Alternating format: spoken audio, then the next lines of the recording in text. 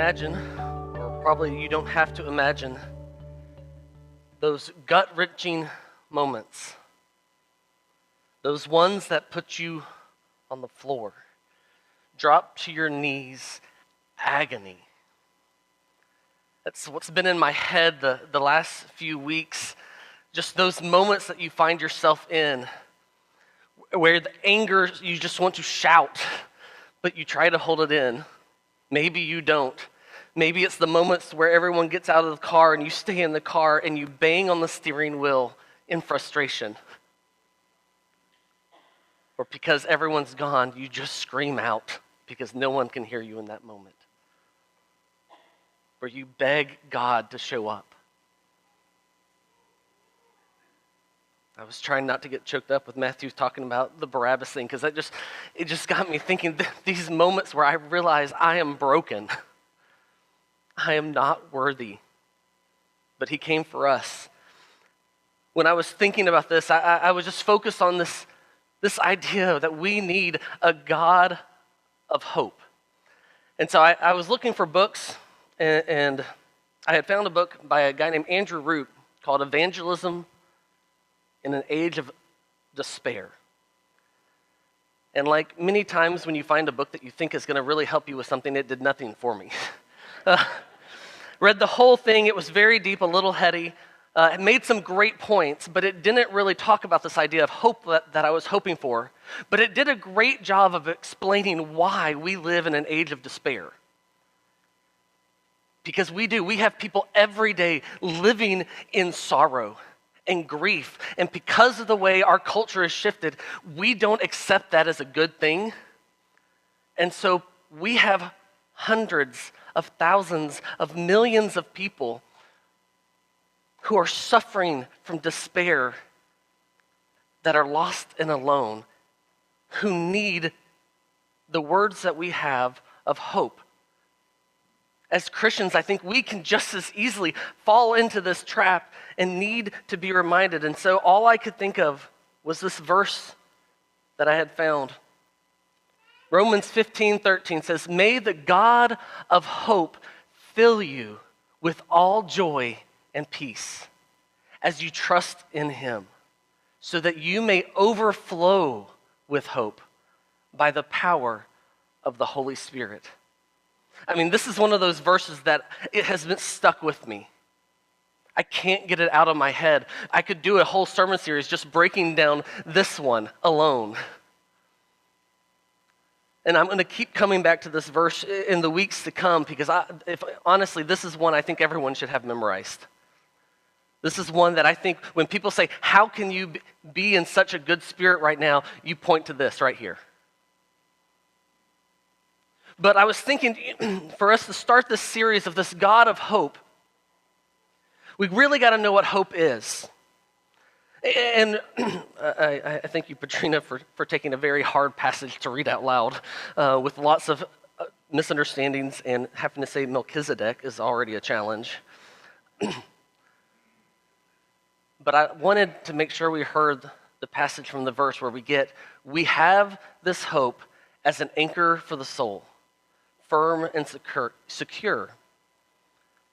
I love this passage because that idea of hope as an anchor, that I'm a visual person, so it helps me understand. And we're actually going to, I couldn't go into everything an anchor does because that would have taken too long, and I'm trying to do a more basic one today as we get into things. So we'll save that for another week. But that idea that an anchor holds us in place. It keeps us from straying. It helps us stay firm during the storms. I've always loved this imagery. I think this is one of the first verses that always pops up when you look up hope. But there's a lot of misunderstandings about hope. We get this misconceptions of what we think hope is supposed to be versus what the Bible actually says hope is. And I could go on for the next few minutes telling you about it, but the Bible Project already did a much better job than I could do. So we're going to watch their video on hope. Describe the feeling of anticipating a future that's better than the present.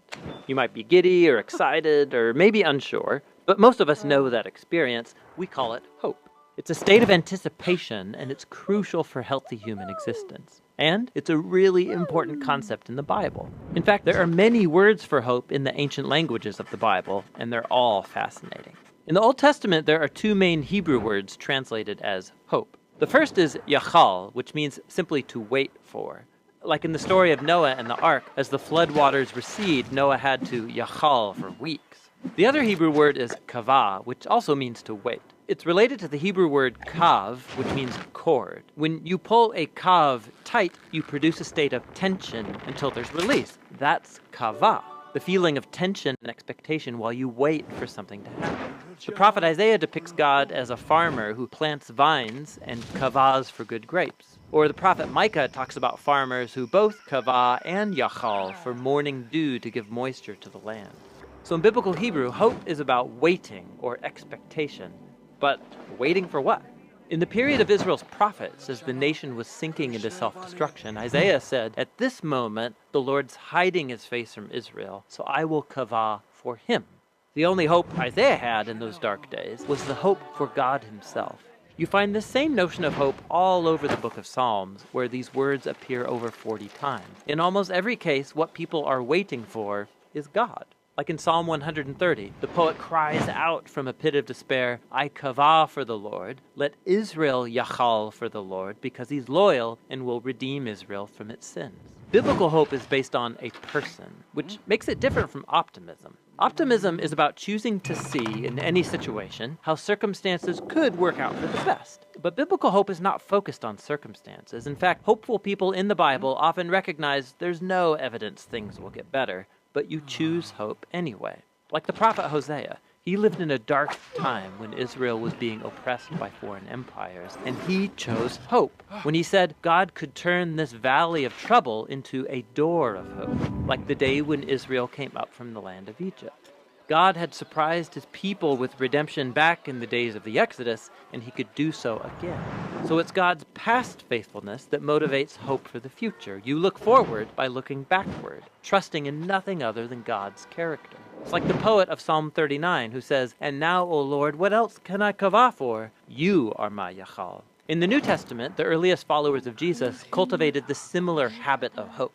They believed that Jesus' life, death, and resurrection was God's surprising response to our slavery to evil and death.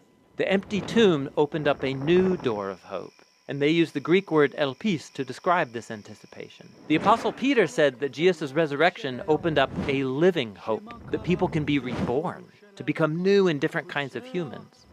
More than once, the Apostle Paul says the good news about Jesus announces the elpis of glory. In both cases, this elpis is based on a person, the risen Jesus, who has overcome death. And this hope wasn't just for humans. The apostles believed that what happened to Jesus in the resurrection was a foretaste of what God had planned for the whole universe. In Paul's words, it's a hope that creation itself will be liberated from slavery to corruption into freedom when God's children are glorified. So Christian hope is bold, waiting for humanity and the whole universe to be rescued from evil and death. And some would say it's crazy, and maybe it is. But biblical hope isn't optimism based on the odds. It's a choice to wait for God to bring about a future that's as surprising as a crucified man rising from the dead. Christian hope looks back to the risen Jesus in order to look forward. And so we wait. That's what the biblical words for hope are all about. I love that idea. Hope isn't supposed to be wishful thinking. Like, I hope it doesn't rain, or hope it does rain. It's not supposed to be, I hope I get this for Christmas, or I hope she'll or he'll go out with me. It's supposed to be this confidence, this knowing anticipation. Think about it like this. While I was sitting there, I was just thinking about this.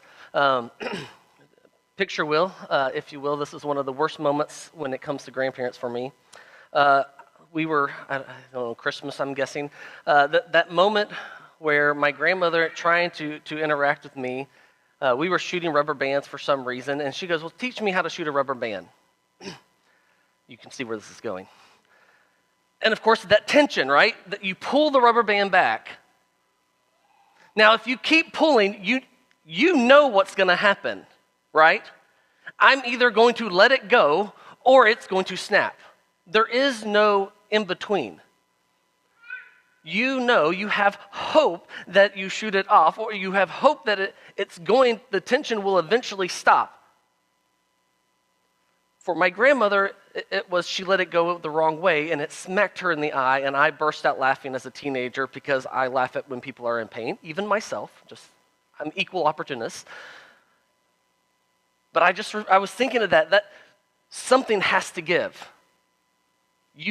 That's what you know, that your hope is in this tension, knowing there's an end. You don't know when, you don't know how, but hope is confident.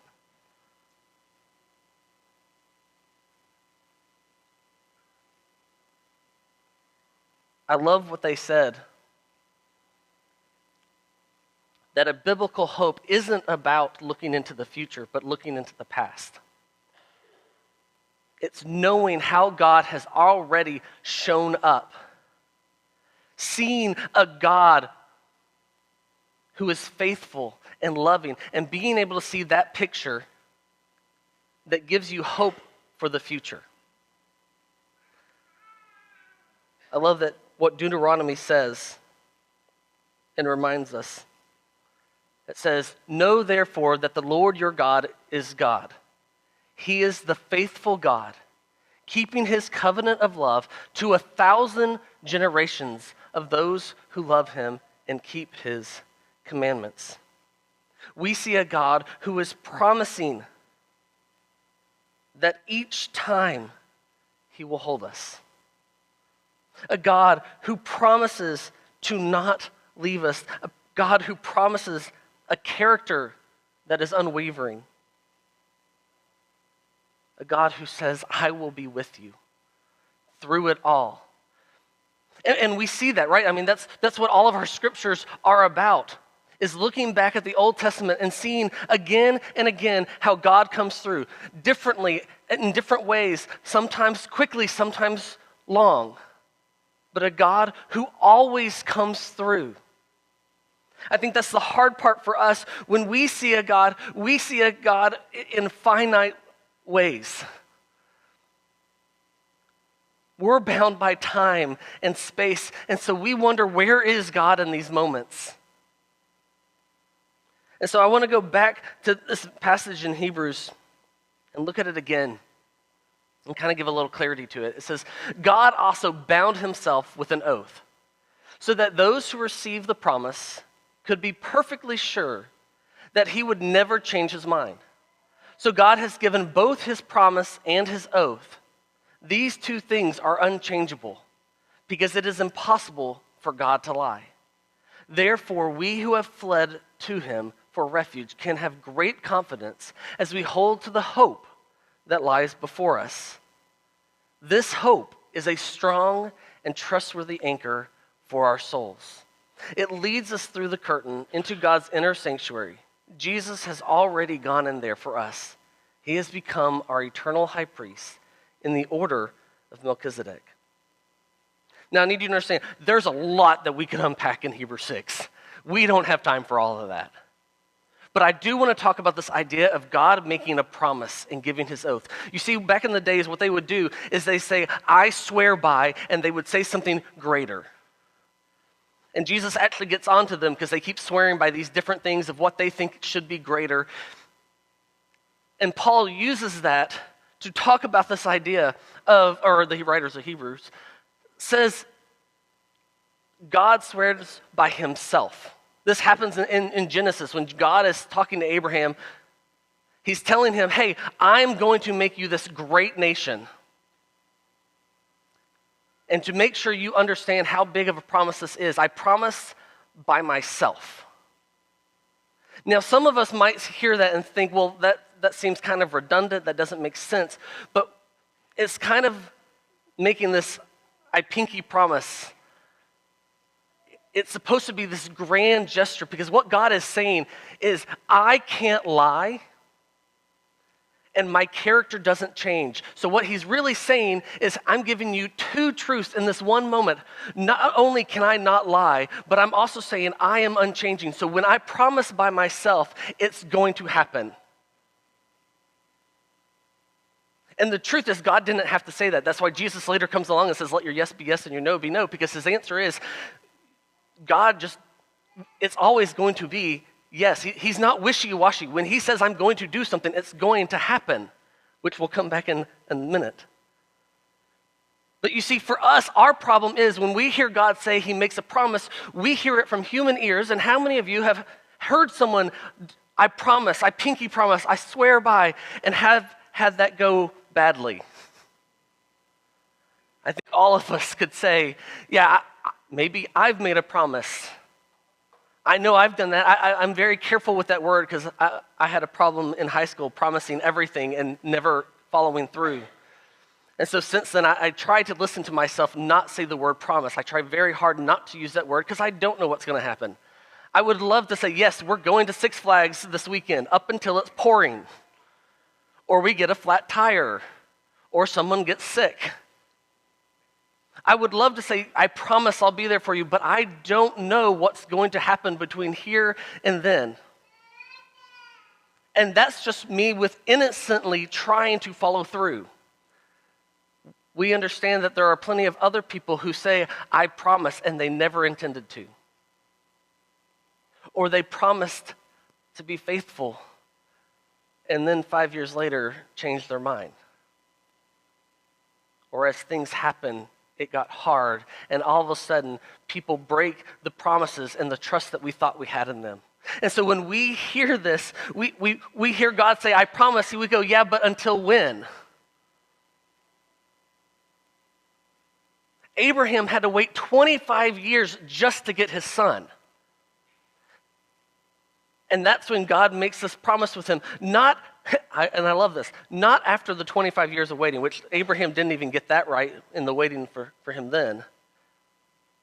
No, it's after 13 years later, and God has asked Abraham to sacrifice his son. This is the whole moment where we give Abraham the name of the father of faith, because he knew that I don't know how this hard moment is going to work its way out, but I know God is going to do something. Even if it means he's taking away the blessing, I'm going to trust in this moment and have hope. And it's then that God gives him a promise that I'm going to make you into a great nation, something that he will never see.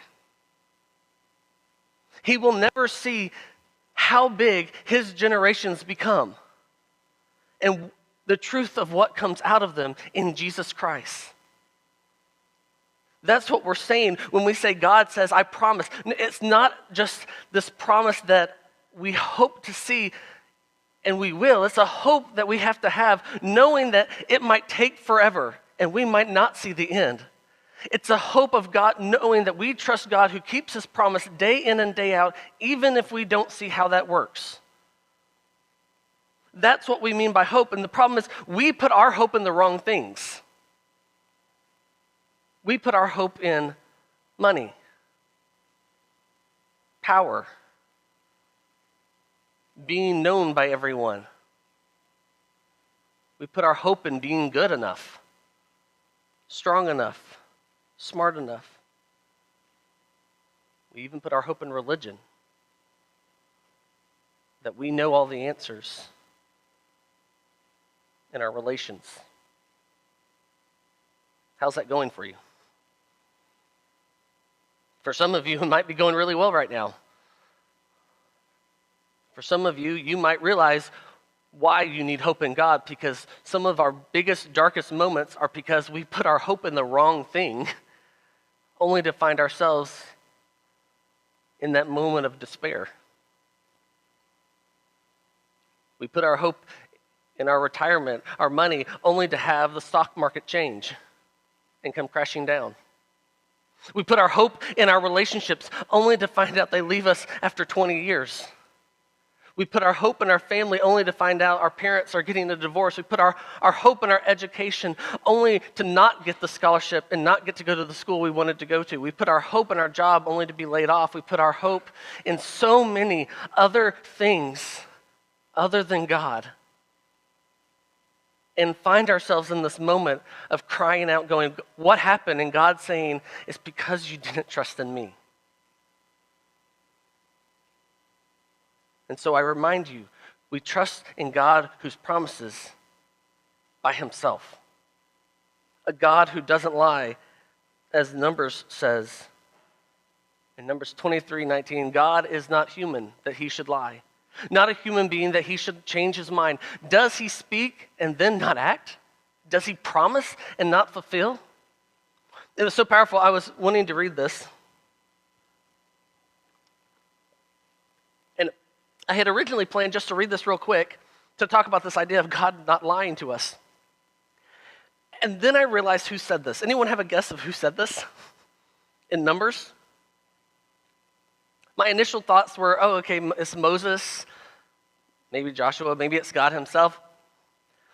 No, it's Balaam that is saying this. Balaam, the prophet who was hired to curse Israel. This is a story going on without Israel ever knowing what is going on. God is actually in this moment, while it's being prophesied that God does not lie, he's actually fulfilling the promise that he would protect Israel no matter what. Where he told Abraham, I will bless those who bless you and curse those who curse you. It is literally happening in this moment because this is the second time Balaam has been asked and paid to curse the Israelites. And Balaam goes, the problem is God can't lie. And so in that moment, he not only blesses the Israelites who have no idea this is going on, but also curses Balak, who is trying to have him curse them. I love that moment because here they are in the wilderness, for all we know, probably complaining again to Moses. And yet God is in the background, continuing to fulfill his promise, regardless of how we are acting. That's what hope is.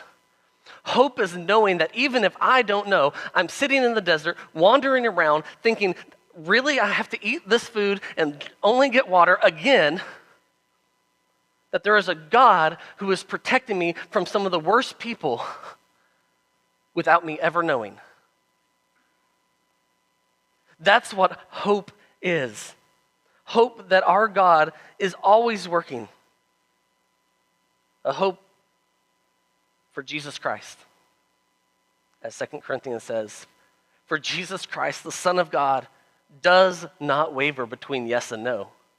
He is the one whom Silas, Timothy, and I preached about, talking about Paul, to you. And as God's ultimate yes, he always does what he says. For all of God's promises have been fulfilled in Christ with a resounding yes. And through Christ, our amen, which means yes, ascends to God for his glory. It is God who enables us, along with you, to stand firm for Christ. He has commissioned us and he has identified us as his own by placing the Holy Spirit in our hearts as the first installment that guarantees everything he has promised. I love this.